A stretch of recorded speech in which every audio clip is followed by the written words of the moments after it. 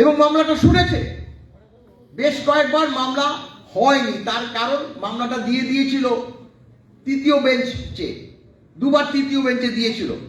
একবার তার সহযোগী মানে জাজ আসেনি, এরকম করে 5 বার মামলাটা হয়নি। কিন্তু 8 বার, তার মধ্যে ম্যারাথন শুনানি হয়েছে 4 August, 5 August, 6 August, 7 August, 12 August, 25 August, 8 September মামলা খতম।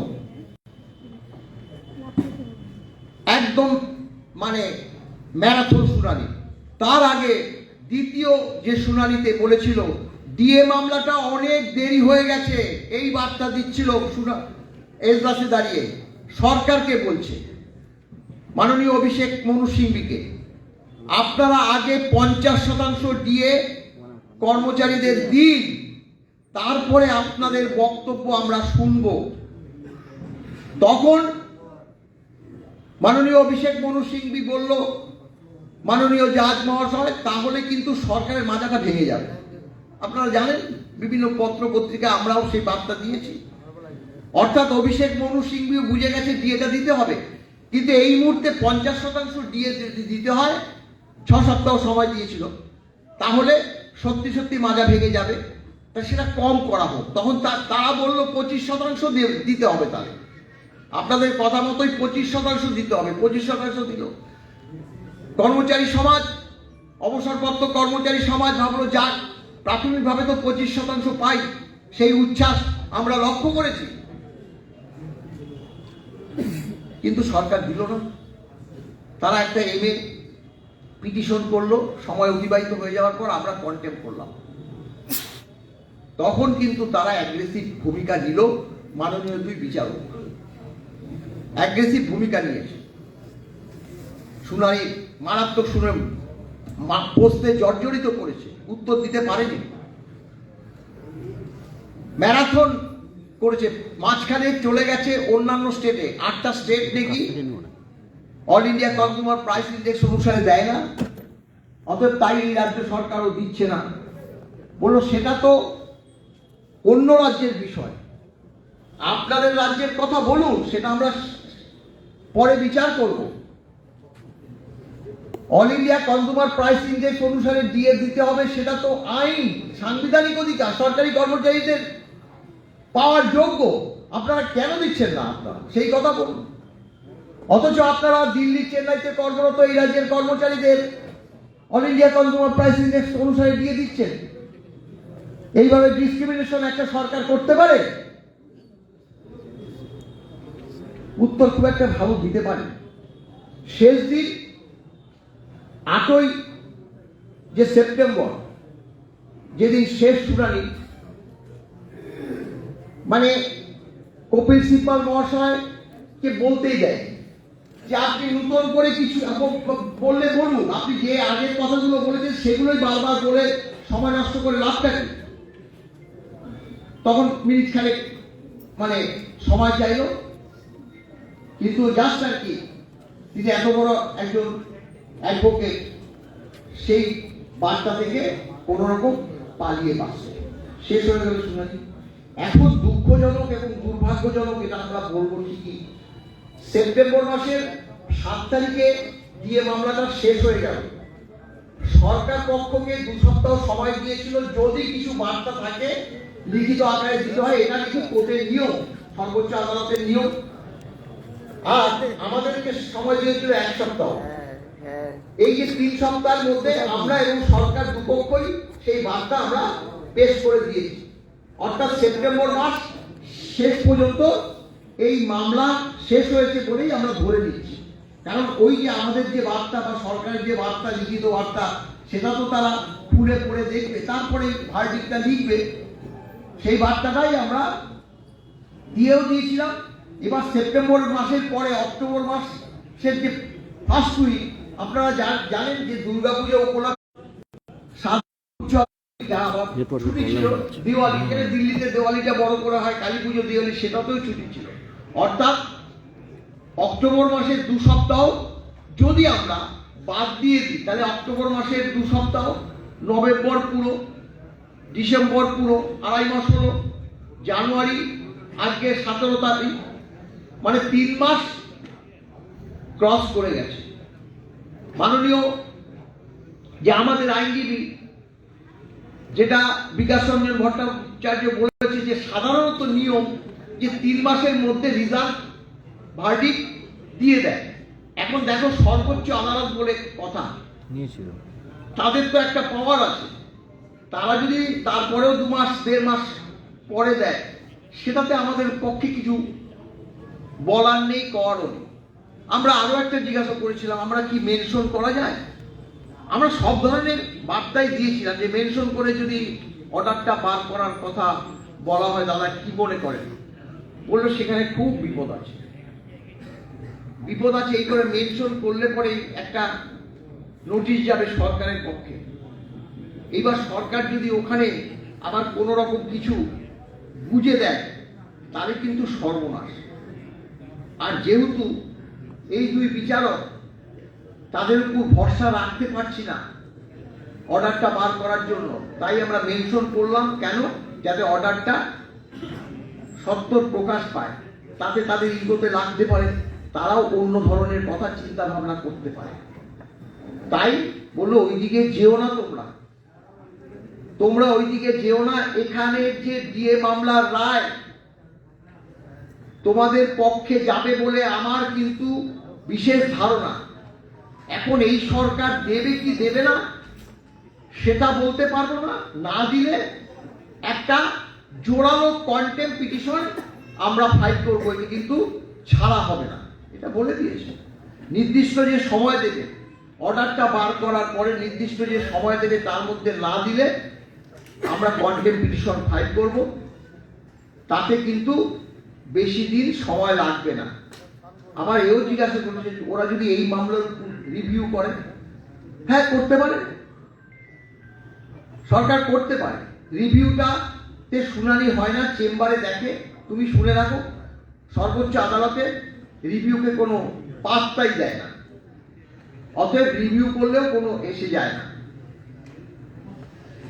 কন্টেম্পটা করবো। আবার একথাও আমরা জিজ্ঞাসা করলাম যে সরকার কি আর কিছু করতে পারে না? সরকারের রাস্তা বন্ধ, শুনানি শেষ হয়ে গেছে, এবার রায়টা বেরোবে। রায়টা বেরোলে পরে তারপরে কি বার্তা থাকে সেটা দেখেই পরবর্তী পদক্ষেপ তোমাদের নেবে। তবে একটা কথা আমাদের বলে দিয়েছে, বিকাশবাবু সবসময় বলে যে রাস্তায় নেমেও লড়াই করতে হবে। রাস্তায় নেমে লড়াই করতে আমরা জানি, আপনাদের জেলার যে সাহসটা আছে, আমাদের যেহেতু আমি এবং আমার প্রেসিডেন্ট, সেক্রেটারিয়েটের স্টাফ, আপনারা জানেন যে সরকারি কর্মচারী 3 ধরনের থাকে। একটা হচ্ছে মন্ত্রী এবং আমলাদের সঙ্গে যারা কাজ করে, তাদেরকে বলা হয় সেক্রেটারিয়েট স্টাফ। আর যারা ডাইরেক্টরেটের আন্ডারে কাজ করে, তাদের ডাইরেক্টরেটের স্টাফ। আর রিজিওনাল স্তরে এই ডিএম, এসডিও, কালেক্টরেটে যারা কাজ করে, তারা রিজিওনাল স্টাফ। তাদের বেতন একই। আমাদের তো সমকাজে সমবেত করছিল, বামপন সরকার চলে গেছিল। আমাদের এই সচিবালয়ের কর্মচারীদের প্রমোশনের স্কোপটা একটু বেশি, এটা তো অস্বীকার আমরা করি না। প্রমোশনের স্কোপ বেশি নেই।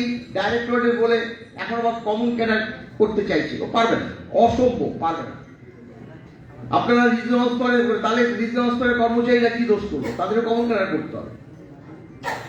আমরা সেই বার্তা দিয়েছি, স্কোয়াড করে বলেছি, শুধু তাহলে সেক্রেটারিয়েটের অল্প স্টাফ, তাই কমন ক্যাডার হয়েছে। কমন ক্যাডার মানে ধরুন আমি কাজ করছি এ ডিপার্টমেন্টে, আমার একটা নির্দিষ্ট সময়ে প্রমোশনের সময় আসলো, বিতে একজন আবার প্রমোশন পেয়ে চলে গেছে উঁচু পোস্টে, আমি সেই বি ডিপার্টমেন্টে চলে গেলাম। এটা হচ্ছে কমন ক্যাডার। প্রমোশন ডিউজ হলে পরবর্তী অন্য কোনো ডিপার্টমেন্টে প্রমোশন হয়ে যায়, বা সেই ডিপার্টমেন্টেও যদি পোস্ট ফাঁকা থাকে, ধরুন আমি ইউডিতে কাজ করছি, সেই দপ্তরে একটা হেড অ্যাসিস্ট্যান্টের পোস্ট ফাঁকা অবস্থায় পড়ে আছে, আমার সময় হলো, আমি সেই ডিপার্টমেন্টে আমাকে দিয়ে দিল, অর্থাৎ সেই সেম ডিপার্টমেন্টে আমি উচ্চ পদে সামিল হলাম। এই হচ্ছে প্রমোশনের স্কোপ। তাহলে দেখা যাচ্ছে যে এই সেক্রেটারিয়েট ডাইরেক্টরেটের রিজিওনাল স্তরের কর্মচারীরা বেতন এক হলে যেই সুযোগটুকু সেক্রেটারিয়েটের আছে সেটা আমি আপনাদের কাছে বললাম। এবার যেটা বললাম দিয়ে মামলার সঙ্গে আবার ফিরে আসি, যে আমরা কেন্দ্রীয় সরকারকে দেখিয়েছি যে কেন্দ্রীয় সরকার all India consumer price index অনুসারে যে ডিএর রেশিওটা নেয়, সেই রেশিওটা তাদের কর্মচারীদের বছরে দুটো ভাগে ভাগ করে একদম 1 জানুয়ারি আর 1 জুলাই তাদের বেতনের সঙ্গে দিয়ে দেয়। এর কোনো অন্যথা হয় না। যদি অর্ডারটা বেরোতে 2 মাস 3 মাস 4 মাস সময় লাগে, তাহলে সেটা বকেয়া পাওয়া যায়। অর্থাৎ মার্চে যদি অর্ডারটা হলো 1 জানুয়ারি থেকে এফেক্ট হয়েছে, জানুয়ারি ফেব্রুয়ারি মার্চ 3 মাসে বকেয়া দিয়ে দেয়। সেটা আমাদের দিক না। আমাদের যদি 4 মাস পরে অর্ডার বার হয়, একবারে যখন আমরা বকেয়া পাবো, কিছু লামসাম টাকা পাবো, আমরা তো সেই টাকা দিয়ে একটা অল্প সংখ্যক কিছু একটা অ্যাসেট তৈরি করতে পারি, কিনতে পারি। আমাদের তো সেটা দেয় না। আমাদের কি করে, দিনের পর দিন ডিউজ রেখে যায়। আপনি ভাবুন, এই পঞ্চম বেতন কমিশনের ডিএ মামলার ক্ষেত্রে এক কিস্তি দিয়ে 54 মাস পরে আমরা হাতে পেয়েছি। আপনি ভাবতে পারেন? এবার সেটা দিতে হবে 54 মাস। অর্থাৎ ধরুন, যেই কলমটার কথা বলছি 1/7/2014, আপনার যে বেসিক আছে 1/7/2014-তে, বা যারা অবসর নিয়েছেন তাদের যে পেনশনের বেসিক আছে, সেখানে 7% ডিএ হয়েছিল, যেটা কেন্দ্রীয় সরকার অন্যান্য স্টেট গভর্নমেন্ট দিয়ে দিয়েছে ওই 1/7/14-তে। আমরা সেই ডিএটা পেয়েছি 1/1/19-এ। মগের মূল্য, হ্যাঁ, 54 মাস। আপনার যদি 1 নম্বর স্কেল 17,000 টাকা হয়, ধরুন কোনো ইনক্রিমেন্ট পাননি, তাহলে 7% করে 1 মাসে ইন্টু 54 মাস আপনি হিসাব করুন তো। এটা আপনারা নিজেরাই করতে পারবেন ওখানে কত বকেয়া হয়ে যাচ্ছে। ভাবলে শিউরে উঠতে হয়। তাই কিন্তু দেখুন, কোর্ট কিন্তু বারবার বলেছে, সরকার বারবার বলেছে আমাদের কাছে টাকা নেই, আমাদের কাছে টাকা নেই। আরে 6 লক্ষ, বর্তমানে 6 লক্ষ সরকারি পদ শূন্য। সেই টাকাগুলো কোথায় যাচ্ছে? এখন ক্যাজুয়াল, কন্ট্রাকচুয়াল, না হলে ওই রিএমপ্লয়মেন্ট দিয়ে সরকার চলছে। রিক্রুটমেন্ট নেই, বেতন দিতে হবে বলে রিক্রুটমেন্ট করছে না। এই যে একের পর এক এসএসসি, প্রাইমারি, এই শিক্ষক নিয়োগের থেকে টাকাও খেয়েছে, আবার সরকারকে অনেকটা বাঁচিয়েও দিয়েছে, কারণ নিয়োগ করতে হয়নি। টাকাগুলো সব তহবিলে ঢুকছে আর ভোটের কাজে লাগাচ্ছে। এই সরকার যদি বর্তমানে থাকে, আমরা কিন্তু তাহলে আগামী দিনে পেনশনটাও বন্ধ হয়ে যাবে। ডিএ পাচ্ছি না, পেনশনটাও বন্ধ হয়ে যাবে। আমরা বলেছি যে এই সরকারকে হটাতে হবে, এই সরকারকে হটাতে হবে, নাহলে সমূহ বিপদ। একটা রাজ্য চলছে, নই রাজ্য। গতকাল তো আপনাদের এখানে ছিলাম, বেশি সংবাদ দেখতে পারি। আমাদের কৃষ্ণনগর থেকে লালগোলা পর্যন্ত রেল বাধ্য হয়েছে ট্রেন বন্ধ করে দিতে। ভাবুন, একটা কেন্দ্রীয় সংস্থা রেল, সে ট্রেন চালাতে অস্বীকার করেছে। এই তো চলছে। তাই আমরা আশাবাদী। এবং দেখুন, আজকে বারবার ফোন আসছে যে মৌলানা ওই 25% নাকি সরকার মেনে নিয়েছে, আগামী দিনে দেবে। তা হয় কিভাবে? মেনে নিয়েছে সেটা কিভাবে বললো আর মেনে নিল? 25% পরে 14টা হিয়ারিং হয়েছে, সরকার তা নিয়ে শুনানি করেছে। এখন সরকার বললো আমি মেনে নিলাম 25%। সেটা হলো পঞ্চম বেতন কমিশনের, ষষ্ঠ বেতন কমিশন চলছে, সপ্তম বেতন কমিশন গঠন, এবং অষ্টম বেতন কমিশন কেন্দ্রীয় সরকারের গঠন হয়ে গেছে, তাদের এখন 58% দিয়ে আমাদের 18%। আমি ভাবুন, এবার নিজেরাই হিসাব করুন যে এখন আজকে আপনার বেসিকে 40% দিয়ে পাচ্ছেন না। 40% প্রত্যেক মাসে আপনার বেসিকের উপর 40 টাকা সরকারের তহবিলে ঢুকিয়ে দিচ্ছে না, বাধ্য হচ্ছে। 40% মহার্ঘ ভাতা আর পাচ্ছে না। আগামীকাল জানুয়ারি 26 থেকে আরো 2% হবে, 42% হবে। সপ্তম বেতন কমিশন, এই যে সামনে বাজেট আছে, আমরা এর চরিত্র জানি, মুখ্যমন্ত্রীর চরিত্র জানি। এই যে যতবার দিয়ে ঘোষণা হয়েছে, তিনি নিজের ক্রেডিট, জানি না এটা ক্রেডিট কিনা, 14 মাস 15 মাস পরে এক কিস্তি দিয়ে তিনি নিজেই ঘোষণা করেছেন। তিনি বাগডোগরায় গেছেন, সেখানে বসে দিয়ে ঘোষণা করেছেন। তিনি অ্যালাইন পার্ক থেকে সেখানে গিয়ে এসে দিয়ে ঘোষণা করেছেন। তিনি নবান্নে দিয়ে ঘোষণা করেছে। তিনি কর্মচারী সংগঠন, তাদের দাবেদারি করা, তাদের সবাই গিয়ে দিয়ে ঘোষণা করেছে। তিনি বিধানসভায় অর্থ প্রতিমন্ত্রী চন্দ্রিমা ভট্টাচার্য, তিনি বাজেট পড়ছেন, তিনি চিরকুটে দিয়ে কথাটা লিখছেন। সেখানে আবার ক্যামেরাম্যানকে বলে দেয়, চন্দ্রিমার কাছে একজন অ্যাটেন্ডেন্ট পৌঁছে দিল, তিনি সেটা পড়ে বলল অমুক তারিখ থেকে 4% দিয়ে দাও। নাটক। তিনি নিজে কি ক্রেডিটটা নেয় তো আমি ভাবতে পারি না। কিন্তু বাম আমলে তো আমরা দেখেছি সবসময় অসীম দাশগুপ্তই ডিএটা ঘোষণা করতেন, এবং অনেকে শিক্ষকদের মাননীয় বলে সম্বোধন করতে বলে অনেকে ডাক্তার দেওয়া হতো। সরকারি কর্মচারী তার নিজে, আমরা বলেছি দেখ এটা নিয়ে ডাক্তার দেওয়ার কথা নেই। শিক্ষক, আমরা আজকে যেখানে এসে দাঁড়িয়েছি, বর্তমান শিক্ষকের কাছ থেকে শিক্ষা পেয়ে আসিনি ঠিকই, কিন্তু আমরা তো শিক্ষকতার মাধ্যমে, শিক্ষকদের মাধ্যমেই আজকে এখানে এসেছি। তারা তো আমাদের সম্মানীয়। তিনিও সেই সম্মানের জায়গাটা রেখে মাননীয় শিক্ষক কথাটা সবসময় উল্লেখ করতেন। কথা বলার মধ্যে, দিয়ে দেওয়ার মধ্যে যে শোভাশ্রেষ, আর হবেটা কিভাবে সেটা আর বিশ্লেষণ করে দরকার নেই।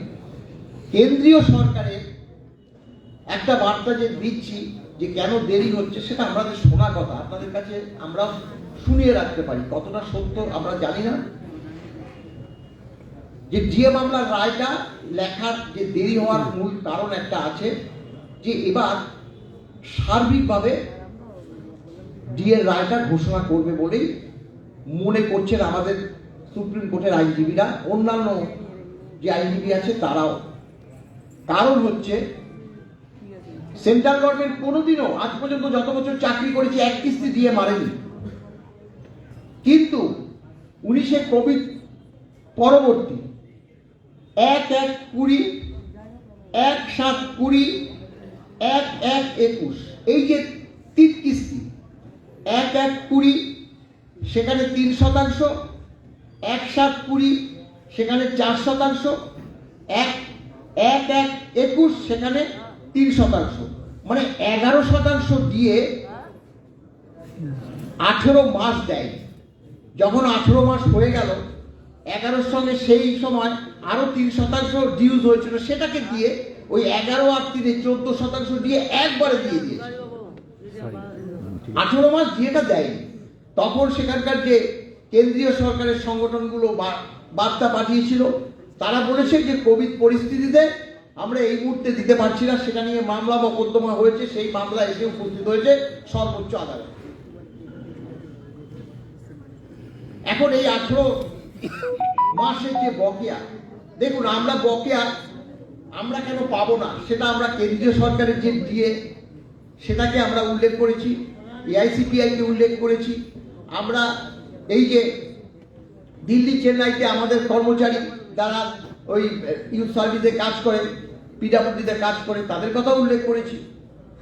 আমরা ওই বিদ্যুৎ পর্ষদের কর্মচারী, West Bengal state electricity distribution কর্মচারী, তাদের কথা উল্লেখ করেছি। এর সঙ্গে বলে রাখি যে এই যে বিদ্যুৎ পর্ষদের কর্মচারী, এটা একটা কোম্পানি, পরবর্তীকালে কোম্পানির নাম দিয়েছে বলে সেটাকে ধরেনি উচ্চ আদালত, বলেছে এরা কোম্পানি, এদের সঙ্গে তুলনা করলে হবে না। কিন্তু দিল্লি চেন্নাইকে তারা কঠোর মনোভাব দেখিয়েছে। হাইকোর্টে এখনো মনে আছে, দেবাশিস করগুপ্ত বলছে আপনারা এটা করতে পারেন? দিল্লিতে আপনি এই রাজ্যের কর্মচারী, এখান থেকে তারা দিল্লিতে গেছে,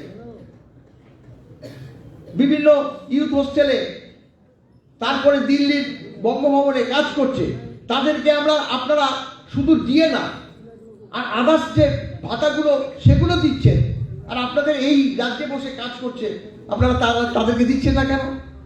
কিশোর দত্ত মাননীয় যে অ্যাডভোকেট, সরকারি অ্যাডভোকেট, তে বলো না দিল্লিতে চেন্নাইতে খরচ বেশি। বিশ্বাস করবেন না, যখনই বলেছে দিল্লিতে খরচ বেশি, একটা প্রশ্ন করেছে, মিস্টার দত্ত আপনারা কি সার্ভে করেছেন? সার্ভে যদি করে থাকেন সার্ভে রিপোর্টটা এসে দেখাবেন। ওইভাবে একটা সরকার বলতে পারে না দিল্লিতে খরচ বেশি, চেন্নাইতে খরচ বেশি, অমুক রাজ্যে খরচ বেশি না, এটা বলতে পারে না সরকার, এভাবে বলে না। আপনারা তাকে অ্যানালিসিস করতে হবে, তাকে সার্ভে করাতে হবে উপযুক্ত, সেটা দেখাতে হবে। চলবে না, ওটা দেওয়া চলবে না। দেয়নি, বন্ধ হয়ে গেছিল। আবার এই ষষ্ঠ বেতন কমিশন পরবর্তী সেটা আবার আরম্ভ করেছে।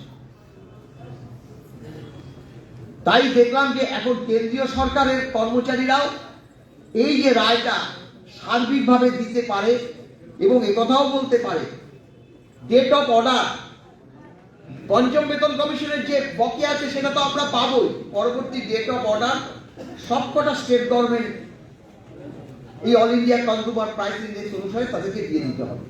আগেরটা যেটা হয়ে গেছে ডেট অফ অর্ডার, তাহলে কিন্তু আমরা যে ষষ্ঠ বেতন কমিশনে আজকে 40% বকেয়া রয়েছে, বলা যায় না, ভাগ্য যদি আমাদের ফিরে আসে, ওই যে যদি আর 15 দিনের মধ্যে অর্ডারটা বেরোয়, তাহলে 1 জানুয়ারি থেকে ওই 40% দিয়ে দিতে সরকার বাধ্য হবে।